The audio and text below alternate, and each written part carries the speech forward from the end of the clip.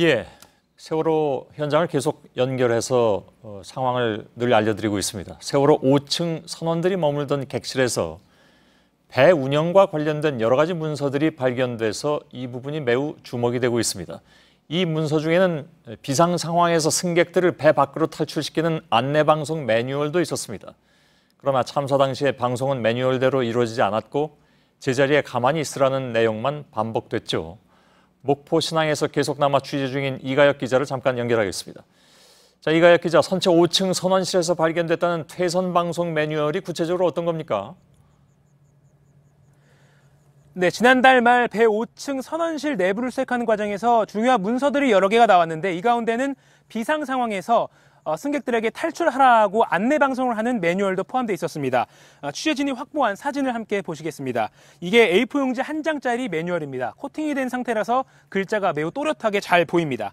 화재 상황을 가정해서 단계별로 상황을 알리고 이후 퇴선을 준비하라는 안내, 그리고 최종적으로 퇴선하라는 안내까지 문구가 적혀 있습니다. 좀 더 살펴보면 퇴선 준비 단계에서는 만일의 사태를 대비해 구명 동의를 착용해 주십시오. 그리고 3층 좌현 갑판과 4층 좌현 우현 갑판 비상 집합 장소로 모여 주십시오라고 방송하라고 안내가 적혀 있습니다. 그리고 퇴선 단계에서는 이동 시 방해가 되지 않고 몸에 지닐 수 있는 귀중품만 챙기십시오. 또 노인, 어린이 동반 승객 우선으로 비상 집합 장소로 이동하겠습니다라고 문구가 적혀 있습니다.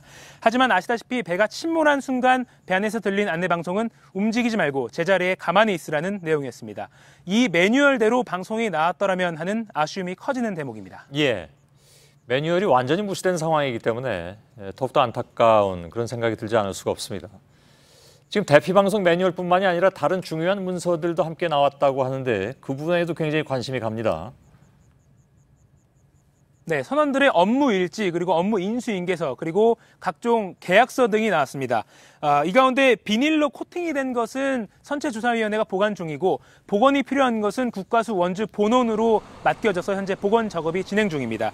특히 이 업무 일지의 경우에는 출항 당일의 기록이 포함되어 있을 경우에 앞으로 있을 진상규명에서 상당히 중요하게 쓰일 단서가 될 수 있을 것으로 보입니다. 예. 자, 그리고 마지막으로 아직 5명의 미수습자 유해가 발견되지 않은 상태인데 안타깝게도 객실부는 지금 수색할 곳이 거의 남지 않은 상황이라면서요? 그렇습니다. 배 3, 4, 5층을 총 44개 구역으로 나눠서 수색하고 있는데 현재 2곳만 남은 상태입니다. 이 2곳도 수색 진척률이 90%가 넘어서 내일쯤이면 객실부 1차 수색이 마무리될 것으로 보입니다. 어제는 선체 꼬리 쪽 인근의 부두 바닥 위에서 치아 한 점이 발견돼서 현재 정밀 감식 중에 있습니다.